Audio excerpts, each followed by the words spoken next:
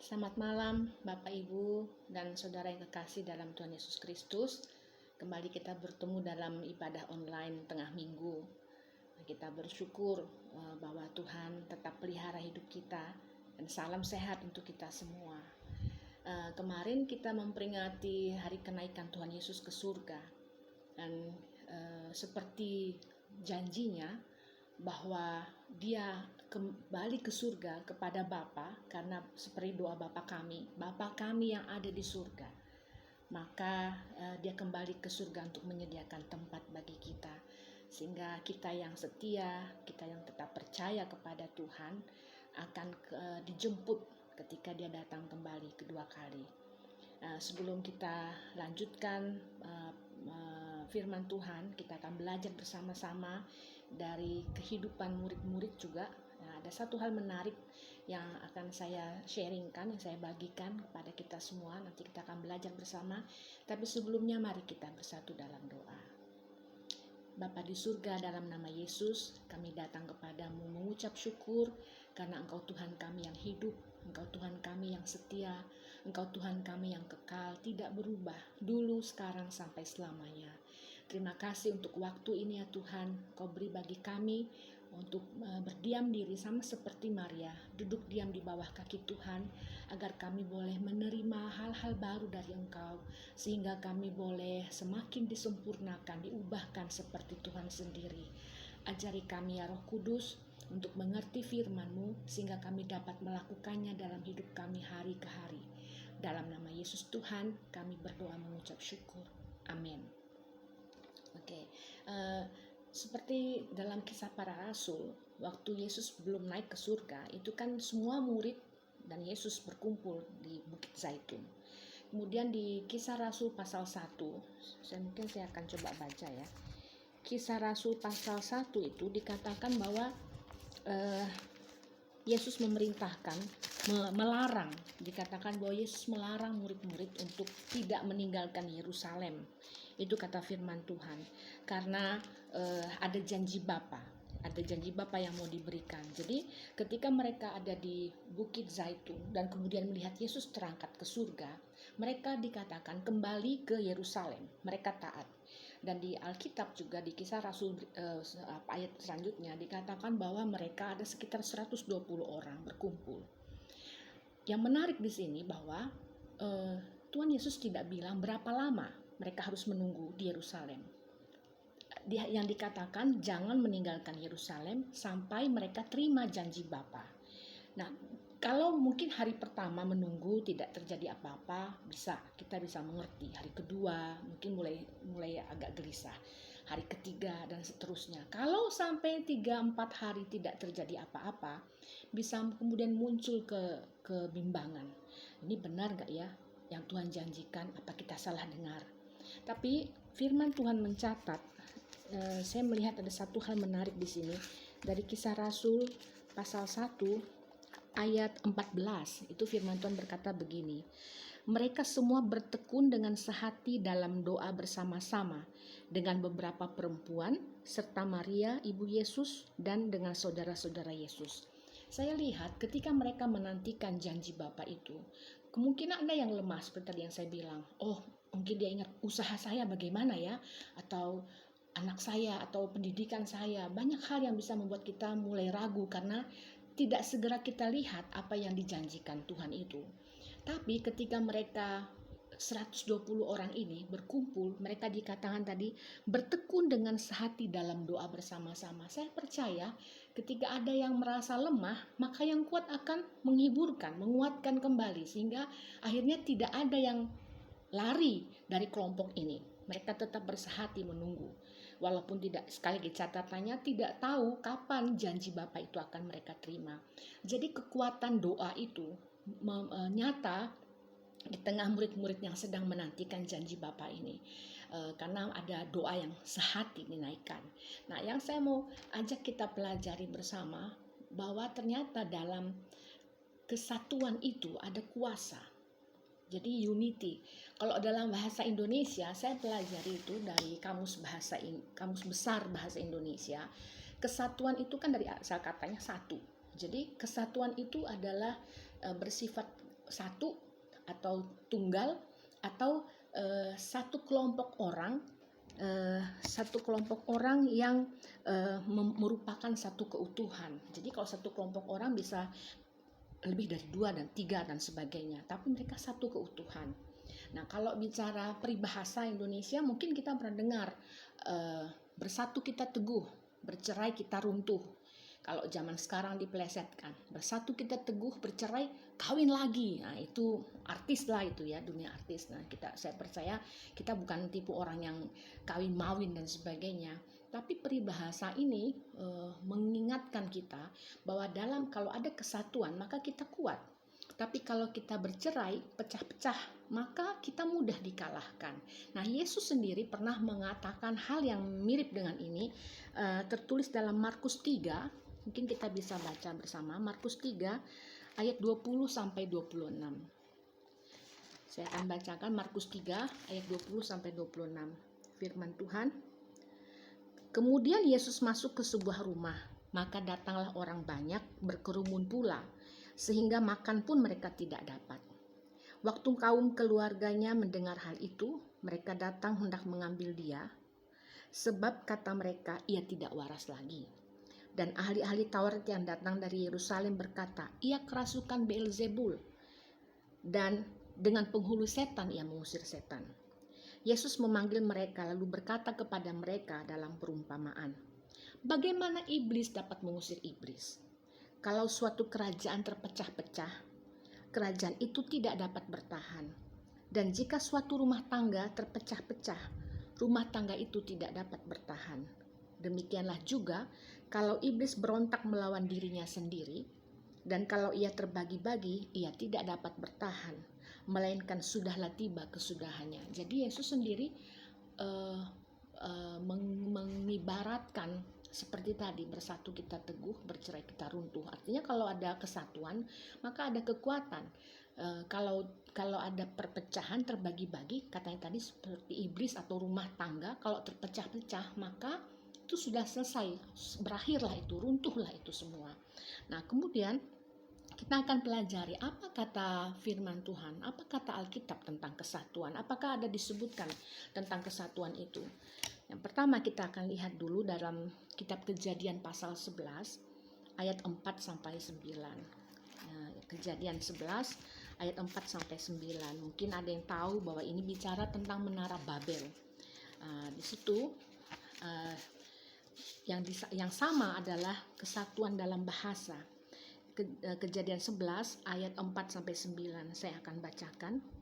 Juga kata mereka, marilah kita dirikan bagi kita sebuah kota dengan sebuah menara yang puncaknya sampai ke langit, dan marilah kita cari nama supaya kita jangan terserak ke seluruh bumi. Lalu turunlah Tuhan melihat kota dan menara yang didirikan oleh anak-anak manusia itu, dan ia berfirman, mereka ini satu bangsa dengan satu bahasa untuk semuanya. Ini barulah permulaan usaha mereka. Mulai dari sekarang, apapun juga yang mereka rencanakan, tidak ada yang tidak akan dapat terlaksana. Baiklah kita turun dan mengacau balaukan di sana bahasa mereka, sehingga mereka tidak mengerti lagi bahasa masing-masing. Demikianlah mereka diserakkan Tuhan dari situ ke seluruh bumi, dan mereka berhenti mendirikan kota itu. Itulah sebabnya sampai sekarang nama kota itu disebut Babel, karena disitulah dikacau balaukan Tuhan bahasa seluruh bumi, dan dari situlah mereka diserahkan Tuhan ke seluruh bumi. Jadi Alkitab mencatat bahwa kesatuan pertama itu adalah dalam bahasa. Di Kejadian 11 tadi, karena waktu mereka mendirikan menara Babel, bahasa mereka sama, sehingga mereka bilang ayo kita cari nama supaya kita jangan diserahkan, tetap berkumpul di situ. Makanya mereka karena ada bahasa yang sama, sehingga rencana itu bisa terjadi. Dan Tuhan sebenarnya lihat itu tidak baik ya, karena mereka mau cari nama. Tapi ada satu hal yang nampak kuat, karena Tuhan berkata tidak ada yang tidak akan terlaksana. Makanya akhirnya Tuhan turun, dikatakan Tuhan turun dan mengacau balaukan bahasa itu. Nah, itu yang pertama, ada kesatuan bahasa. Terus yang kedua, itu dalam Kisah Rasul 2. Dalam Kisah Rasul 2, pada waktu hari Pentakosta, Itu di ayat Kisah Rasul 2 ayat 4 sampai 11. Ini agak panjang ya, memang saya akan bacakan. 4. Maka penuhlah mereka dengan Roh Kudus, lalu mereka mulai berkata-kata dalam bahasa-bahasa lain, seperti yang diberikan oleh Roh itu kepada mereka untuk mengatakannya. Waktu itu di Yerusalem diam orang-orang Yahudi yang saleh dari segala bangsa di bawah kolong langit. Ketika turun bunyi itu, berkerumunlah orang banyak. Mereka bingung karena mereka masing-masing mendengar rasul-rasul itu berkata-kata dalam bahasa mereka sendiri. Mereka semua tercengang-cengang dan heran lalu berkata, "Bukankah mereka semua yang berkata-kata itu orang Galilea? Bagaimana mungkin kita masing-masing mendengar mereka berkata-kata dalam bahasa kita sendiri, yaitu bahasa yang kita pakai di negeri asal kita? Kita orang Partia, Media, Elam, penduduk Mesopotamia, Yudea, dan Kapadokia, Pontus dan Asia, Frigia dan Pamfilia, Mesir dan daerah-daerah Libya yang berdekatan dengan Kirene, pendatang-pendatang dari Roma, baik orang Yahudi maupun penganut agama Yahudi, orang Kreta dan orang Arab. Kita mendengar mereka berkata-kata dalam bahasa kita sendiri tentang perbuatan-perbuatan besar yang dilakukan Allah. Nah, yang kedua, itu dalam Kisah Para Rasul ini dikatakan bahasa itu tidak sama, tapi mempunyai makna, arti yang mirip. Karena tadi dikatakan mereka itu dengar bahasa Partia, Media, Elam, Kapadokia, bahasa daerah-daerah Libya dan sebagainya. Tapi di ayat ke-11 bagian terakhir dikatakan tentang, jadi yang di bahasa itu berbeda tapi maknanya sama, yaitu tentang perbuatan-perbuatan besar yang Allah lakukan. Nah, ada perbedaan kalau kita perhatikan di Kejadian ketika membangun Menara Babel itu bahasanya sama, sehingga mereka akhirnya mau cari nama. Fokusnya berbeda. Di Menara Babel manusia itu mencoba mencari nama, tapi di Kisah Para Rasul itu terjadi perubahan. Bahasa itu berbeda, tapi mereka menceritakan perbuatan-perbuatan Tuhan yang Tuhan sudah buat. Jadi yang pertama, Menara Babel itu manusia menjadi sombong, mau mencari popularitas. Tapi di Kisah Para Rasul pada hari Pentakosta itu adalah orang mengagungkan, menceritakan tentang Tuhan. Jadi ada perbedaan. Yang satu fokusnya manusia, yang kedua adalah fokusnya Tuhan. Okay? Kemudian kesatuan itu juga bicara, karena kita bicara kesatuan, kuasa dalam kesatuan. Kesatuan itu juga bicara tentang kesatuan dalam hal meminta. Ini kita lihat dalam Matius 18 ayat 19. Mungkin ini Bapak Ibu juga sering klaim itu, karena kalau di rumah kami suka klaim firman Tuhan ya waktu berdoa. Jadi Matius 18 ayat 19, kesatuan atau kesepakatan dalam meminta. Saya bacakan. Dan lagi aku berkata kepadamu, jika 2 orang daripadamu di dunia ini sepakat meminta apapun juga, permintaan mereka itu akan dikabulkan oleh Bapakku yang di sorga. Nah, jadi 2 orang katanya di Matius 18-19, 2 orang di dunia ini sepakat mengenai apapun juga, maka permintaan itu akan dilakukan, dikabulkan oleh Bapakku yang di sorga. Tapi ingat, ada catatannya. Bukan meminta sembarangan apapun, dalam arti tidak ada batasan, tidak.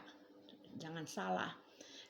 Karena Tuhan tidak pernah bertentangan dengan dirinya, dengan firman-Nya. Ada syaratnya di sini. Ada 2 hal yang saya catat dari Yakobus 4 ayat 3 mengenai meminta ya. Kan tadi katanya kan bisa meminta apapun juga, maka Tuhan akan kabulkan. Tapi ada syarat dalam Yakobus 4 ayat ke-3. Yakobus 4 ayat 3 berkata, atau kamu berdoa juga, tetapi kamu tidak menerima apa-apa, karena kamu salah berdoa, sebab yang kamu minta itu hendak kamu habiskan untuk memuaskan hawa nafsumu. Jadi kalau misalnya ada 2 orang, suami istri lah, sepakat minta uang misalnya 5 miliar, lalu kemudian atau minta pesawat, Tapi kemudian itu sebenarnya untuk pamer, untuk tunjukkan ke keluarga. Kalau mungkin selama ini keluarga menyepelekan karena dia di antara saudara dia mungkin paling terpuruk ekonominya. Jadi ketika sepakat meminta sesuatu itu untuk menunjukkan kepada keluarga, loh kami ini nggak seperti yang kalian bilang. Wah itu salah. Karena itu katanya untuk memuaskan hawa nafsu, maka Tuhan tidak akan kabulkan.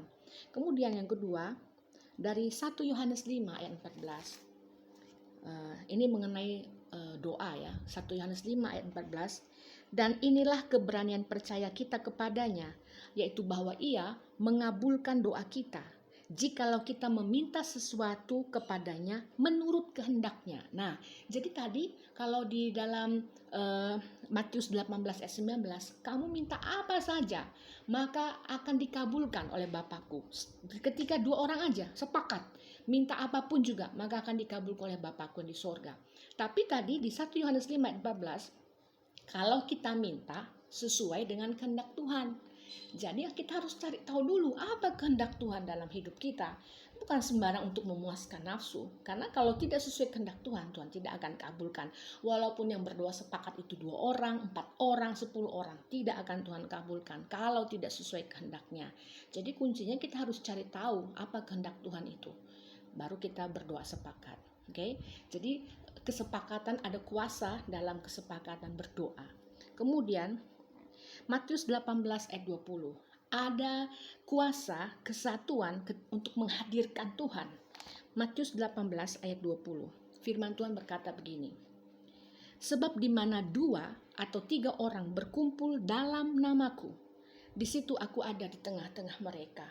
Jadi ketika 2-3 orang berkumpul dalam nama Tuhan, maka Tuhan hadir di situ. Itu 2-3 orang ini kan bicara kesepakatan, kesatuan.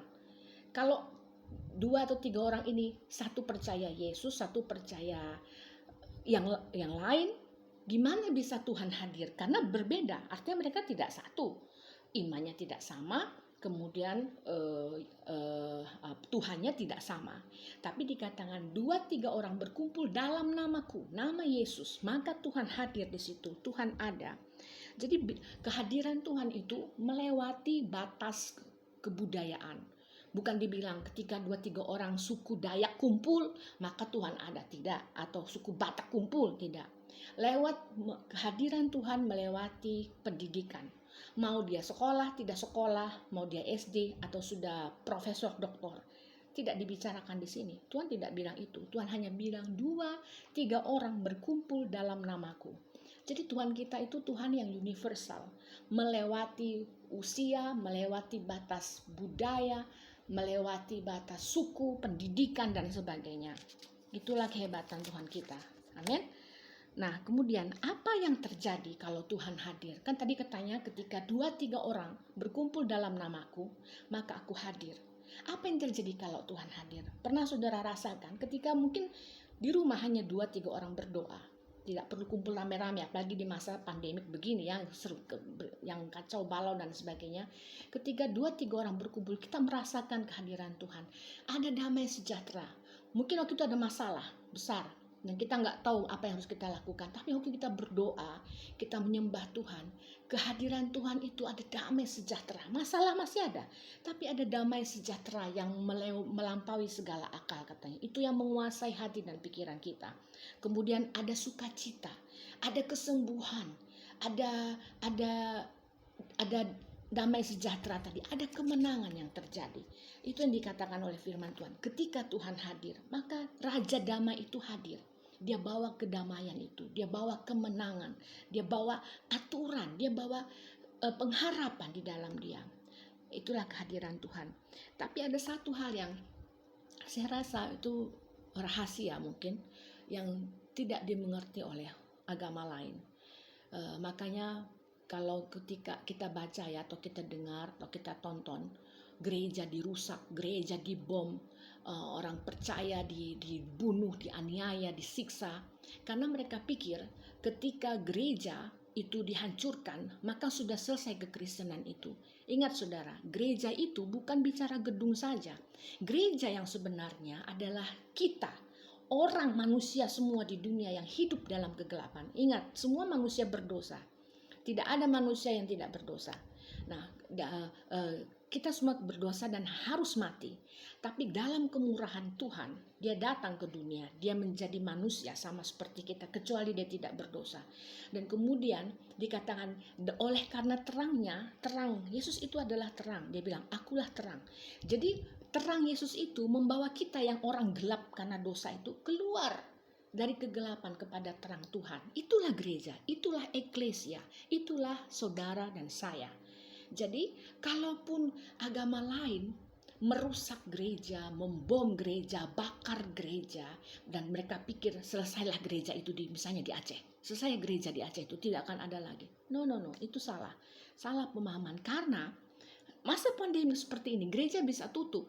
Tapi ketika kita di rumah, suami, istri, dan anak-anak berkumpul berdoa dalam nama Yesus, memanggil, ada bersatu dalam nama Tuhan, maka Tuhan hadir. Dan itulah gereja. Jadi gereja rumah itu sebenarnya akan lebih banyak daripada gedung gereja. Gedung gereja bisa dihancurkan, gedung gereja bisa dirusak. Tapi kita, tubuh kita, bait Roh Kudus ini tidak bisa, kecuali memang udah mati baru. Kalau masih hidup, selama masih hidup, masih bisa bernafas, berkumpul 2-3 orang. Gereja itu saya, Bapak Ibu, pribadi-pribadi, anak kecil pun gereja. Kalau dia sudah percaya Kristus dalam persekutuan dengan orang percaya itu orang tuanya, maka kita sebenarnya punya kekuatan yang luar biasa yang tidak dimengerti oleh agama lain. Jadi kehadiran Tuhan kita dalam hidup kita menjadikan kita ini baitnya Tuhan, menjadikan kita ini gerejanya, orang yang dari kegelapan dibawa kepada terang Tuhan yang ajaib itu, sehingga di rumah pun kita tetap bergereja. Lalu kalau datang RT RW mau di ban rumah itu, bilang ini rumah ini menjadi gereja, tidak, ini rumah kami. Jadi mau bisa bilang apa? Gereja bisa ditutup karena mungkin tidak memenuhi persyaratan, tidak ada izin dan sebagainya. Tapi rumah itu bisa menjadi rumah doa. Makanya dalam doa-doa kami suami istri di rumah, semakin banyak rumah-rumah doa yang Tuhan bangkitkan. Sehingga ketika suami, istri, anak, atau siapa saja dalam satu rumah tangga itu berdoa setiap hari, itulah mesbah keluarga. Altar, family altar, altar keluarga, itu sudah menjadi rumah doa. Itulah gereja, gereja rumah namanya. Jadi bukan lagi bicara gedung yang harus ada salibnya. Kalau zaman sekarang itu, apalagi masa pandemi, kita sudah lihat keadaan bisa berubah. Tapi kalau gereja rumah, selama masih ada 2-3 orang berkumpul dalam nama Yesus, maka Tuhan hadir. Haleluya. Oke. Nah kemudian ada lagi bicara kuasa dalam kesatuan, itu mendatangkan berkat. Ini sudah hal yang biasa, mungkin kita tahu dari Mazmur 133. Mazmur 133 itu bicara tentang persaudaraan yang rukun. Ada hal yang menarik yang saya mau beritahukan kepada kita. Mazmur 133, sungguh alangkah baiknya dan indahnya apabila saudara-saudara diam bersama dengan rukun. Seperti minyak yang baik di atas kepala meleleh ke janggut, yang meleleh ke janggut Harun dan ke leher jubahnya, seperti embun gunung Hermon yang turun ke atas gunung-gunung Sion. Sebab kesanalah Tuhan memerintahkan berkat, kehidupan untuk selama-lamanya. Ada beberapa hal yang bisa kita pelajari dari Mazmur 133, bicara tentang kerukunan, kesatuan. Kalau rukun ya dia satu. Jadi bicara kerukunan itu mendatangkan berkat, membawa berkat bagi banyak orang. Tapi itu dimulai juga dari bicara posisi, karena Harun itu imam besar. Jadi dari posisi pemimpin, orang teratas. Jadi makanya perlu berdoa untuk pemimpin kita, untuk gembala, sehingga berkat dari gembala itu boleh kita terima sebagai domba-dombanya. Berdoa untuk pemimpin GTDI yang tertinggi, 3 orang itu pimpinan nasional, sehingga ketika mereka rukun, maka berkat itu kan mengalir ke bawah, dari leher ke janggut dan jubah Harun, itu kata firman Tuhan. Kemudian menarik lagi adalah tentang gunung Hermon dan gunung Sion. Saya mau tunjukkan, ada peta saya dapat. Kenapa disebutkan gunung Hermon dan gunung Sion? Nah ini mungkin bisa lihat. See? Gunung Hermon itu di atas dia. Mungkin bisa lihat ya. Gunung Hermon itu di atas, sedangkan Gunung Sion di bawah. Tapi katanya embun dari Gunung Hermon itu akan mengalir ke bukit-bukit Sion. Ini bicara tentang berkat. Dari atas bisa jauh sampai ke bawah. Jadi berkat kerukunan, berkat kesatuan itu bukan hanya dirasakan oleh sekelompok kecil, tapi bisa sampai jauh melewati pemikiran kita. Itulah Tuhan, itulah kuasa dalam kesatuan. Makanya bisa saudara bayangkan kenapa iblis selalu mencoba memecah belah keluarga, memecah belah gereja, memecah belah pelayan satu dengan hamba Tuhan yang satu, supaya tidak ada berkat terjadi. Dan yang terakhir, kesatuan. Ini bicara tentang kesatuan itu adalah doa Yesus sendiri. Dalam Yohanes 17 ayat 20 sampai 23. Yohanes 17 ayat 20 sampai 23. Ini adalah doa Yesus. Saya akan bacakan untuk kita. Yohanes 17 ayat 20 sampai 23. Firman Tuhan begini. Dan bukan untuk mereka ini saja aku berdoa, tetapi juga untuk orang-orang yang percaya kepadaku oleh pemberitaan mereka, supaya mereka semua menjadi satu, sama seperti engkau ya Bapa di dalam aku dan aku di dalam engkau, agar mereka juga di dalam kita, supaya dunia percaya bahwa engkaulah yang telah mengutus aku. Ayat 22. Dan aku telah memberikan kepada mereka kemuliaan yang engkau berikan kepadaku, supaya mereka menjadi satu, sama seperti kita adalah satu. Aku di dalam mereka dan engkau di dalam aku, supaya mereka sempurna menjadi satu, agar dunia tahu bahwa engkau yang telah mengutus aku dan bahwa engkau mengasihi mereka sama seperti engkau mengasihi aku. Nah, yang terakhir tentang kuasa dalam kesatuan, bahwa ini adalah perintah Yesus, adalah kehendak Tuhan Yesus sendiri. Kalau bicara doa Yesus, kalau di perikop Yohanes 17 itu doa Yesus untuk murid-muridnya. Doa Yesus itu adalah kehendaknya. Nah, kehendaknya adalah supaya murid-muridnya itu bersatu. Jadi kalau bicara murid, ada dibilang denominasi gereja, GTDIK, atau gereja Katolika, atau gereja karismatik, atau gereja presbiterian, gereja yang tidak tepuk tangan dengan gereja yang haleluya, gereja yang berbahasa roh dengan gereja yang hanya pendetanya yang berdoa. Tidak ada dibilang begitu. Karena yang Yesus katakan, dia doanya supaya semua muridnya itu boleh bersatu sehingga dunia tahu bahwa Bapa itu yang mengutus Yesus. Dan kemudian katanya supaya orang berdosa di luar kita yang belum mengenal Tuhan, supaya orang berdosa itu tahu bahwa Bapa mengutus Yesus ke dunia karena Bapa mengasihi mereka orang berdosa ini. Dengan cara itulah kesaksian kita kepada dunia ketika kita hidup dalam kesatuan, sehingga kuasa dalam kesatuan itu akan berdampak dalam penuaian jiwa-jiwa.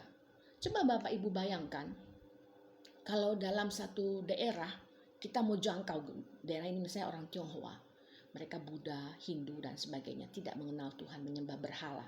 Lalu kita datang, ada 2-3 gereja, denominasi yang berbeda. Tapi kemudian kita gontok-gontokan, oh ini punya saya, ini pelayanan saya, jangan kamu masuk. Jadi mereka heran loh, ini sama-sama Kristen, sama-sama bawa salib, tapi kemudian mereka bertengkar, tidak ada kesatuan. Kira-kira apakah mereka mau terima Yesus atau tidak? Jelas tidak mau. Dia bilang, oh Tuhan kalian itu ternyata memecah belah. Makanya menjadi kerinduan, bahkan menjadi doa Yesus dan kehendak Yesus, supaya kita yang percaya, kita yang menjadi muridnya ini menjadi satu. Dan itulah menjadi kunci kekuatan untuk menjangkau dunia ini bagi Tuhan. Jadi seperti yang tadi sudah saya katakan sebelumnya, bahwa ada kuasa dalam kesatuan, bahwa untuk hal yang baik atau hal yang tidak baik. Yang tidak baik tadi seperti Menara Babel, karena mereka sama bahasanya tapi mereka punya motivasi yang lain, yaitu untuk mencari nama supaya terkenal. Tapi ada juga kesatuan yang sangat baik, misalnya dalam hal berdoa, meminta sesuatu tapi yang harus sesuai dengan kehendak Bapa, maka Bapa akan kabulkan, itu janjinya. Kemudian ada kuasa dalam kesatuan ketika kita memanggil nama Tuhan, maka Tuhan hadir di tengah-tengah kita, di tengah persekutuan kita. Dan ingat bahwa kita gereja bukan hanya bicara gedung, mau disewa, mau gedung sendiri, mau yang pakai lantai emas atau lantai marmer atau lantai semen atau lantai tanah atau di bawah pohon. Gereja itu adalah saudara dan saya yang sudah ditebus keluar dari kegelapan kepada terang Tuhan yang ajaib. Dan sehingga kita boleh menjadi saksi Tuhan ketika bersama dengan umat Tuhan yang lain dari berbagai kalangan gereja apapun. Asal bukan gereja yang aneh-aneh ya. Karena perlu diketahui, sekarang ada lagi satu di YouTube itu sudah ada, namanya gereja Tuhan yang Maha Kuasa. Itu bukan gereja, itu sesat itu. Dia tidak mengaku Yesus sebagai juru selamat, ya. Dan mereka tidak mengakui Alkitab. Jadi kita harus hati-hati juga. Nah, biarlah firman Tuhan ini mengingatkan kita dalam persaudaraan yang rukun. Kalau rukun artinya kita ada kesatuan, ada kesehatian, maka akan ada kehadiran Tuhan. Kalau ada kehadiran Tuhan, ada kelegaan, ada damai sejahtera, ada pertobatan, ada mujizat, bahkan akan menjadi kesaksian bagi dunia. Sehingga dunia yang kacau balau menuju kehancurannya ini masih mendengar ada pengharapan di dalam Kristus Yesus Tuhan. Demikian firman Tuhan untuk kita malam ini. Kiranya kita semua boleh diberkati oleh Tuhan dan boleh semakin mengenal dan semakin mengasihi Tuhan. Mari kita berdoa. Bapa di surga, terima kasih untuk firman-Mu yang boleh kami dengar. Terus ajari kami ya Tuhan. Ajari kami ya Roh Kudus, Guru Agung kami. Supaya kami boleh bertumbuh. Boleh keluar dari pemahaman kami yang salah, kalau ada yang salah. Dan dibaharui oleh kuasa firman-Mu. Karena Engkau sendiri adalah firman itu. Biarlah hati